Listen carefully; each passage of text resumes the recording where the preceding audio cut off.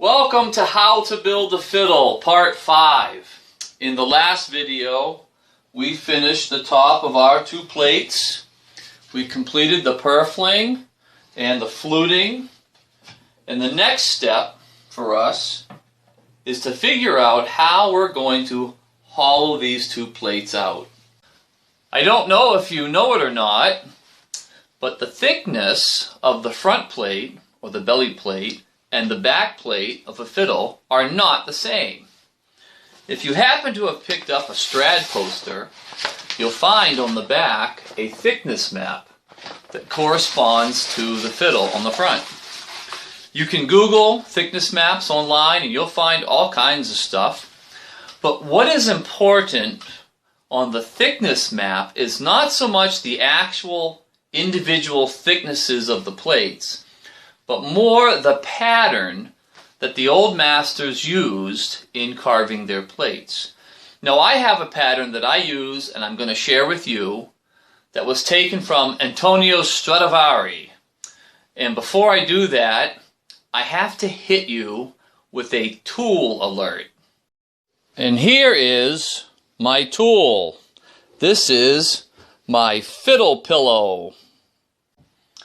In order to facilitate either drawing on the back of our fiddle plate or actually carving on our fiddle plate, we need to be able to hold this face down securely and safely. Now, you could go buy yourself a fancy fiddle carving cradle for $100 some odd plus tax and shipping, or you could try out a fiddle pillow. Now this was invented by my wife. It is a 9 by 15 bag of rice. And this has become my favorite tool, not just for this stage of the process, but also for when we do setup of our completed fiddle. You can move the rice to one end and elevate one end of the fiddle. You can cradle the scroll to do work there. Anyway, I would encourage you to explore making yourself your own fiddle pillow. Here's how this works. Just drop our plate face down, give her a shake, and now it's securely held. Okay, here are the marks that we're going to make on both our top and our back. You need to make a mark 21 millimeters down from the top and 21 millimeters up from the bottom, and then run a perpendicular line to the center line on both ends. Then you're going to take a compass and scribe a line 7 millimeters in all the way around, and then hand draw these little connecting lines bridging the gaps at the points. These lines represent our do not go area. We will never carve beyond these lines. Now there's something we're going to do differently on our back plate. The back plate is thicker in the middle and then thinner in the upper and lower bouts. Let me show you how to mark this out. On your back plate, measure the distance between the upper 21 millimeter line and the lower 21 millimeter line. Take this distance and divide it by 14. We'll call them 14 stations. Make yourself a little graph. Do the math. We're going to make marks at station number 3, number 4, number 5, number 8, 9, and 10. We're going to use number 5 and number 8 as a pivot point to draw our arcs. Now starting at station number 8, we'll use 5 as the radius, we'll strike an arc. We'll use 4 as a radius, strike an arc. And we'll use 3 as a radius, and we'll strike an arc. Now we'll reverse it using 5 as the radius, strike an arc at 10, at 9, and down here at 8. Then we're going to connect these lines. Now measuring from the 7 millimeter line that we scribed earlier I'm going to make a mark at 10 millimeters and 20 millimeters on either side.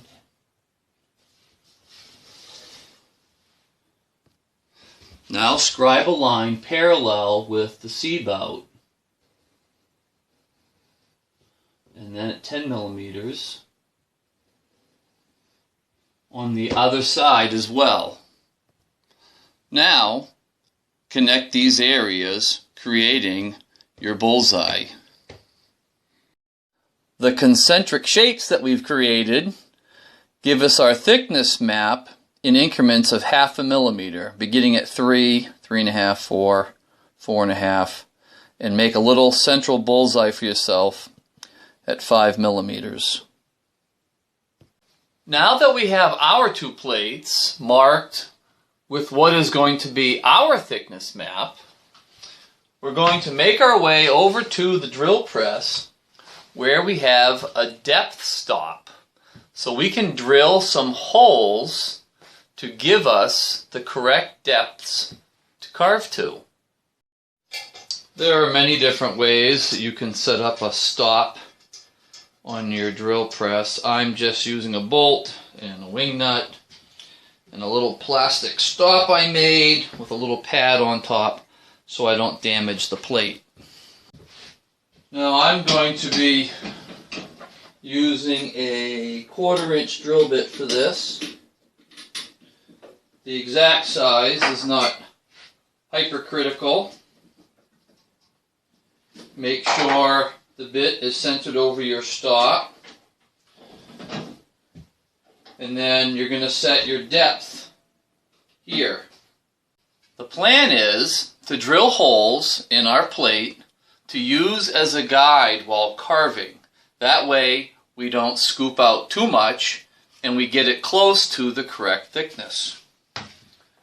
Now I've made myself a little gadget here, what amounts to a little feeler gauge. Got some writing on here, and I use this to check the gap between my drill bit and my stop. And for this belly plate here, I want to leave 4 millimeters of wood, no less. I want to caution you about something before we drill our holes. This represents the curve of our arch, particularly right here between the two bouts. Now, as we prepare to drill, we turn our plate upside down like this. This will represent that pin on our drill press. As our drill bit comes down to within 4 millimeters of the pin, notice how close it is to the outside edge of the plate. We have to be careful to square the plate with the pin, so when the drill bit comes down, we really do leave 4 millimeters. And we do not want to get close to the outside edges of our arch at all. We're going to remain mostly right here in the center. I sketched a line about 1 inch in from the sides just to give myself a boundary. You can drill as many holes as you like.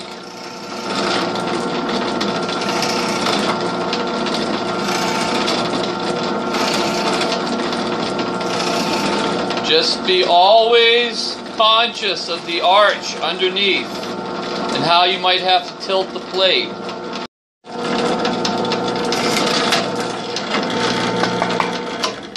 There. Done.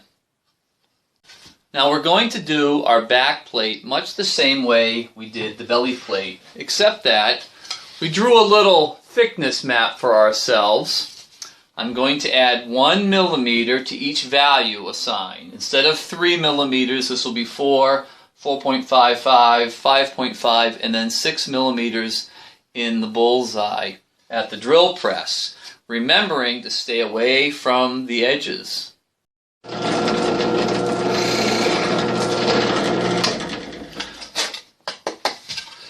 Now, I'm going to change my depth stop and work my way in towards the middle, leaving it thicker.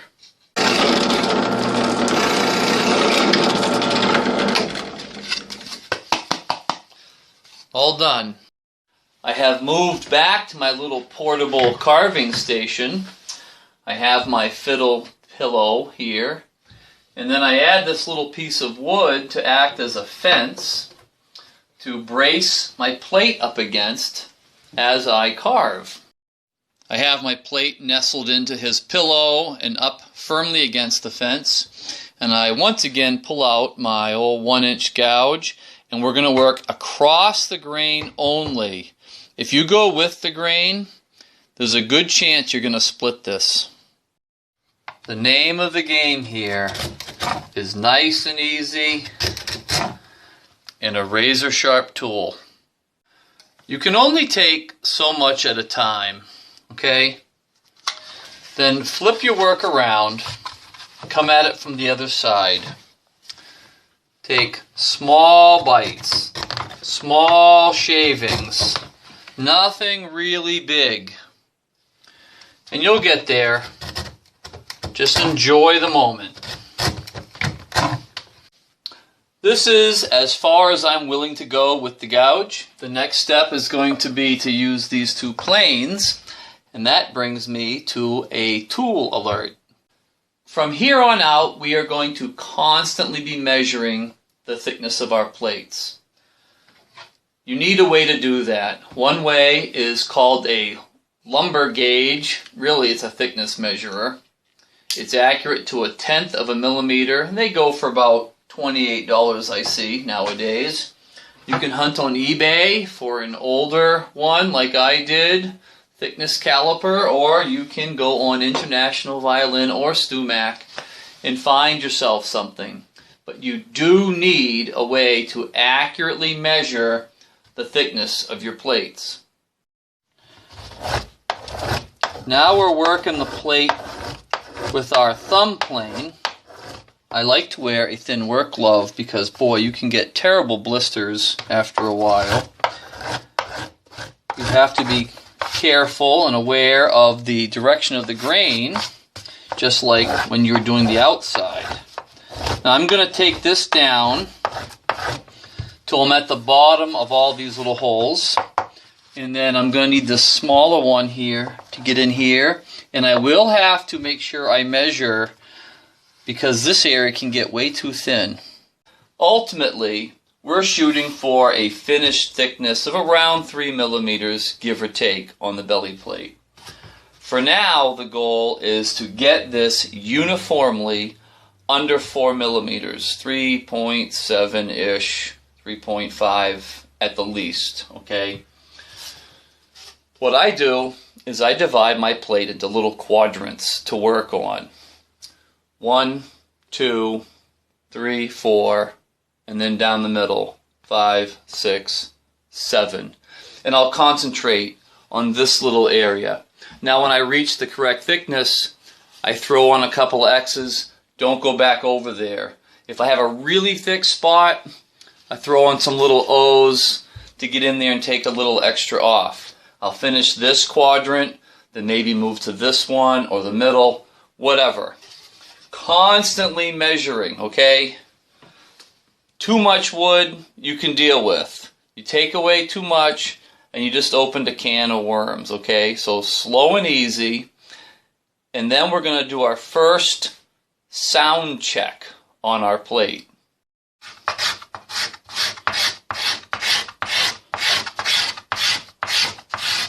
Alright, I'm getting close. I am under 4 millimeters, right around 3.8 or so. It's time to get out the scraper. Do not try to do this all with the little finger or thumb plane, okay? I've got my belly plate hollowed out in thickness to a nice 3.6 millimeters. And I'm going to set it aside for a minute because we have got to talk about plate tuning, okay? Brace yourself for the lecture. What is plate tuning? Plate tuning, first of all, involves measuring the resonant frequencies, plural, of our violin plates. These are the frequencies of sound, or you could call them the notes, to which our plates will naturally vibrate and resonate. Dr. Carleen Hutchins studied the vibrational characteristics of violin plates for over 40 years and pioneered much of what we know about the vibrational qualities of fine violins. Dr. Hutchins discovered different modes, or patterns that vibrations follow as they travel through our fiddle plates. There are three main modes or patterns that concern violin or fiddle makers. We're only worried about these two, Mode 2 and Mode 5. Carleen discovered that the plates of great sounding instruments all had a similar relationship to each other in the way that they vibrated. And that relationship is the basis for our plate tuning. Now, I had the good fortune of living close by to where she worked. And two of the men that worked with her spent some time with me and helped me along a little bit with this. What do we care what our plates vibrate at? Heck, people have been building fiddles for hundreds of years. Well, there's a lot of evidence that the old masters did vibrate their plates in various ways to check the resonance of the plate. And it not only gives you an idea of what frequency they vibrate at, but plate tuning also gives you an insight into how well you've carved your plate. There are two ways we can analyze the vibrational properties of our fiddle plates. This is really handy at the workbench. On my laptop, I have downloaded the free software called Audacity. What I'm going to do is make a recording of the plate, and then we'll analyze it and see if we can spot those modes of vibration. I'm going to hold the plate up here, and I'm going to tap it about where the bridge would be.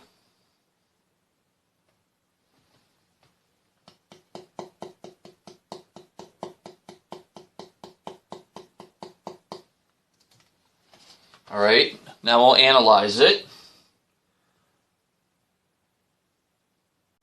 The three tallest peaks will be the three main modes of a fiddle or violin plate. The first one occurs at 94 Hertz, the second one is here at 166 Hertz, and the mode 5 occurs at 367 Hertz.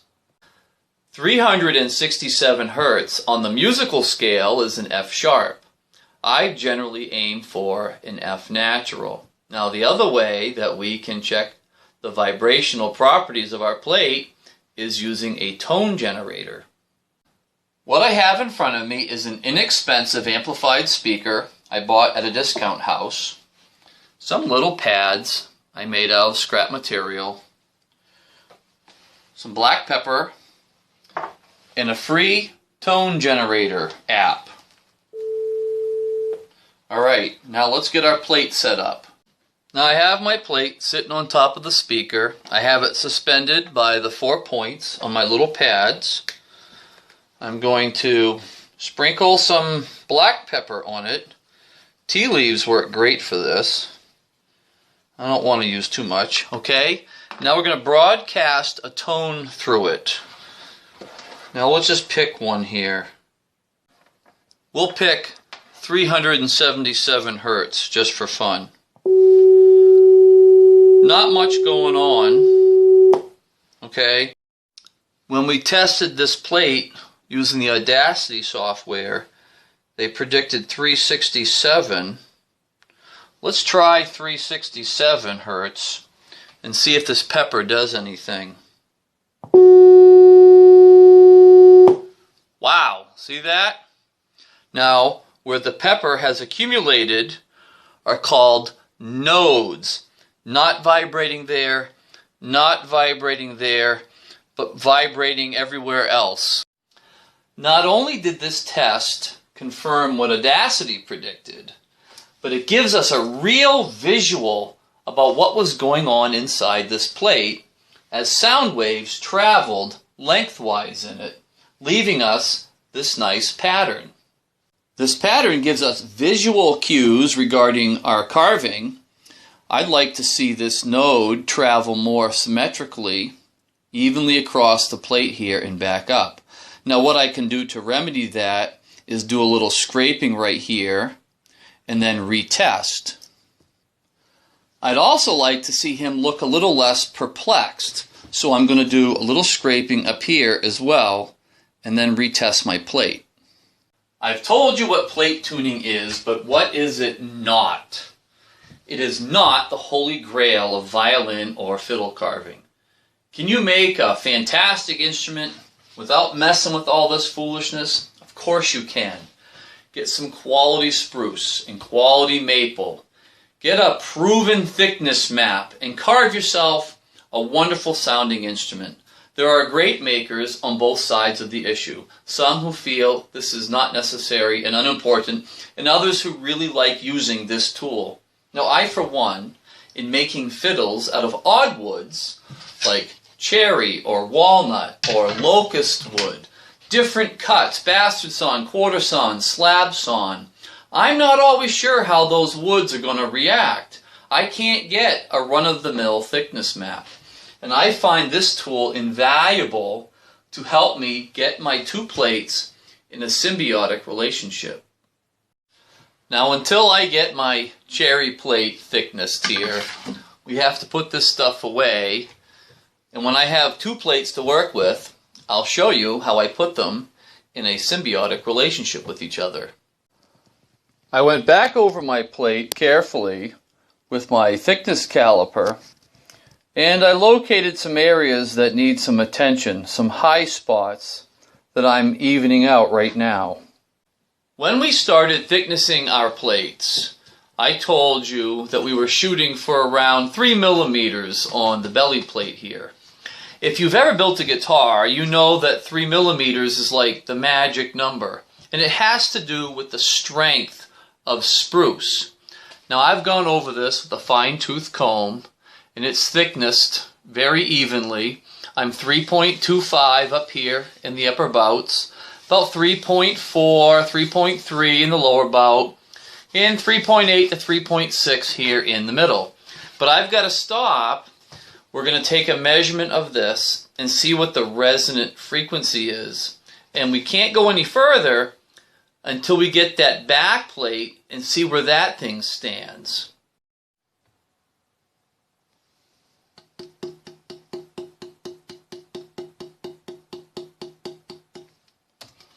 You can hear it ring. Now we'll analyze it, check it out, and we're looking for our mode 5, and right now that's at 358 hertz, which is 10 hertz lower than we had previously. While you weren't looking, I went ahead and finished my back plate. Now remember the pattern we had drawn on here. That still stands. Thinner up here, getting thicker towards the middle, thickest right here, and thinner down here. Now I'm ready to check the frequency of this plate.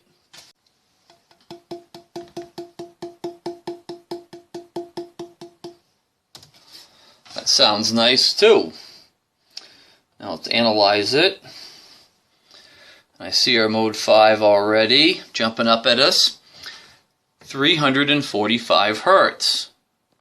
Now that we have the resonant frequencies of our two plates, we need to do some math. But let me tell you, this is a rudimentary version of plate tuning. You can spend hours and hours and hours reading up on this, and this can get really complex. For now, let me show you my math. For this fiddle, our goal is to have the resonant frequency of the top and the back plate 1/2 tone apart, and that works out to about 20 hertz. Now right now, my belly plate, mode 5, was 359 hertz, but there's no bass bar or F-holes here. After I cut the F-holes and install the bass bar, the frequency is going to go up a little bit. Will be about 364. Okay, now my back plate over here has a resonant frequency right now of 349 hertz. If I can drop that 5 hertz by scraping and thinning it out a little bit, I'll be at 344, and then I will have my 1 semitone difference I'm shooting for. Years and years of research by Carleen Hutchins and others has demonstrated that if we can get these 2 plates in a relationship about a half a tone apart, 20 hertz, we're going to get optimal results. But if these resonant frequencies are too close, like 5 or 10 hertz, it's not going to sound great. Or if it's too far apart, say 40 or 50 hertz, it's not going to sound good then either. Now I needed to have these 2 plates available so I could see the relationship that they have with each other the way they were. Because I can't raise the frequency of 1 plate. We can only go down. That's why you always want to leave a little extra meat on the bones. Now I've got to go in and I'm going to thin this one and lower the frequency 5 hertz. I'm going to start up here and thin this a little bit here. I'm going to thin this a little bit by scraping. Then I'm going to go over here and check it. Then I'm going to go back maybe and do a little here and a little here. Now if it doesn't change, I'm going to have to come in here gently and do a little here. Tuning a plate is kind of a black art, okay? So go slow, be careful. You can't put the wood back, all right? Good luck. All right, I went back and I scraped around here and I scraped around here and it went down 2 hertz.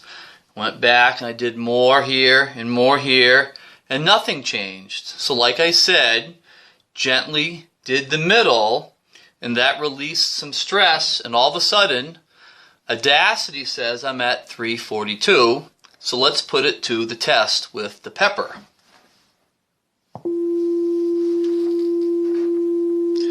Turn the volume up a little bit. There we go. That gives us a little different shape, and boy, he looks surprised and happy. Well, that's it for plate tuning for now. Make sure you write everything down in a book. I've kept every piece of data you can imagine on every single fiddle I've made. And it really helps later on when you come across a odd piece of wood or you're trying to make a decision which way you're going to go with tuning these 2 plates. Well, that's it for this episode. Next time, we're going to finish our edges. We have F-holes to cut, a bass bar to install, and maybe we'll get to assemble the corpus. See ya! I carved this fiddle out of a scrap piece of walnut, and it was a joy to carve. It has a red cedar top,